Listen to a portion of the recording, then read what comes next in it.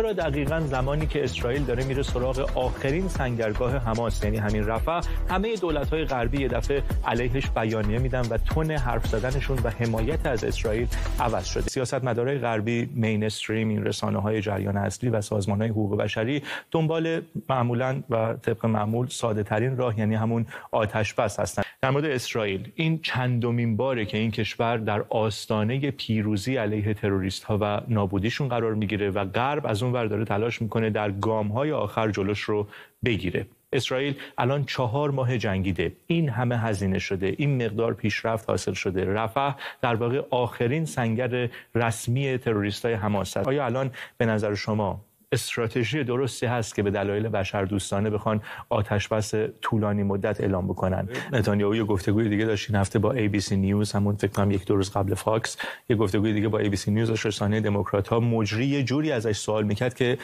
مثلا انگار مثلا مجری شبکه الجزیره هست، داره از نخست وزیر اسرائیل سوال میکنه. دولت بایدن به جای اینکه بیاد به رسانه‌های دموکراتی مثل همین ABC سیگنال بده که الان به حماس بگن گروه مقاومت و بخوان دولت اسرائیل رو بزنن، از نفوذش استفاده بکنه روی قطر.